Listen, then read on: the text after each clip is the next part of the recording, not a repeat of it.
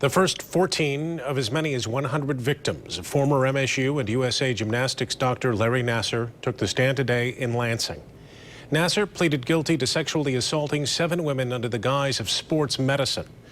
Prosecutors believe there are as many as 125 victims. Barton Dieters is in studio tonight with the stories of these women in their own words. Barton. Well, Brian, it was the first of what will be a week of testimony from former patients of Nassar, some as young as 6 when the abuse began. What's happening in Lansing is unprecedented in terms of sheer volume of victims allowed to speak in court. Their stories are graphic and heartbreaking. Brianne Randall said she was a 17-year-old athlete when she was treated by Nassar more than 12 years ago as her father suffered from cancer. Now, a mother living out of state, her statement was read by an assistant attorney general. He proceeded to penetrate me vaginally and massage my breast. My body froze. I was screaming inside, but lay there too scared and confused to do anything. Randall's experience was similar to the others who said that Nassar sexually assaulted them. Randall reported Nassar to police in Ingham County's Meridian Township, but no charges were filed. In Ingham County Circuit Court, the judge spoke to each victim, encouraging and seeking to understand. Because Meridian Township, because universities, because parents, all unsuspecting seemingly,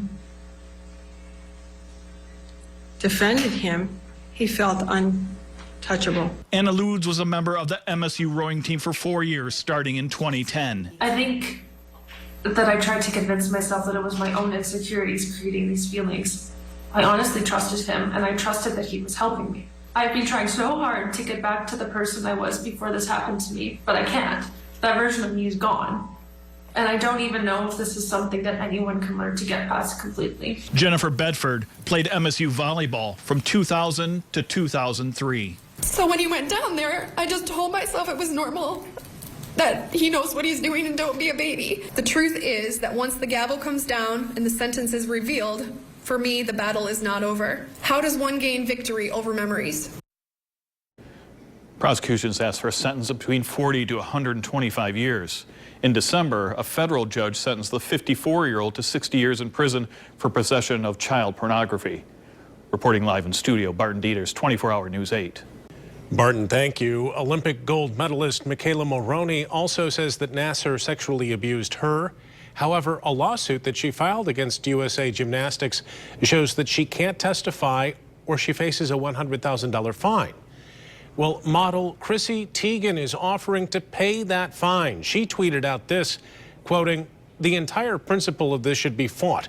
A non-disclosure agreement to stay quiet about this serial monster with over 140 accusers, but I would absolutely be honored to pay this fine for you, Michaela."